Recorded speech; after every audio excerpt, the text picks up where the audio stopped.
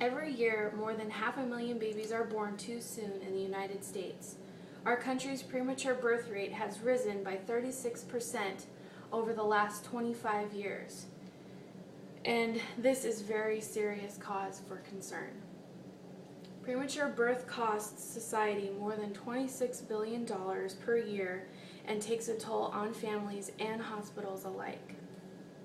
Babies born just a few weeks early, between 32 and 37 weeks, are at risk of severe health problems and lifelong complications or disabilities.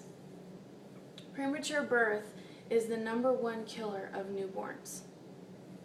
Some people may say that this is fading away with the rapid advancement of technology, which it's true, technology has advanced in recent years, but believe it or not, premature birth has risen 20% since only 1993, and it's hard to determine why.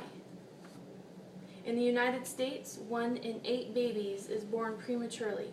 This is approximately 1,400 premature births per day, and over 500,000 per year. Worldwide, there are 13 million babies born too soon every year. The March of Dimes research and awareness campaign is working to address the crisis at home and abroad across the world. March of Dimes and other research affiliates have determined 4 main risk factors for women who give premature birth and who are at risk for premature birth. The first is infection and inflammation, maternal or fetal stress, bleeding or abnormal discharge, and stretching of the uterus. There are also other environmental and societal risk factors such as ethnicity and environmental stressors, which often combine to create the premature birth problem. With these risk factors in mind, there are many signs and symptoms that stem from these, including contractions every 10 minutes or more often, change in vaginal discharge, pelvic pressure, low, dull backache, and cramps that feel like your period, and abnormal cramps with or without diarrhea. Women who possess these are often at risk of premature birth because they're feeling these complications very early on, and this puts themselves and their babies at risk. Research also shows that progesterone and corticosteroids decrease the likelihood of preterm birth complications in women with a majority of these risk factors. Progesterone is a drug or hormone that prolongs pregnancy in these women who have already demonstrated signs and symptoms. Corticosteroids, in addition, also increase the maturity of the preterm infant's lungs to decrease the likelihood of respiratory distress syndrome. The March of Dimes raises awareness of these methods of prevention and also raises money to support those mothers and preterm babies.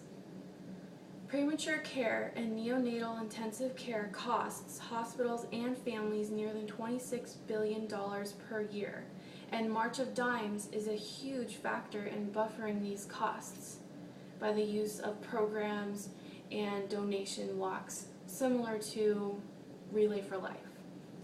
Of course, there is always skepticism of these new methods of prevention and the harmful effect on babies.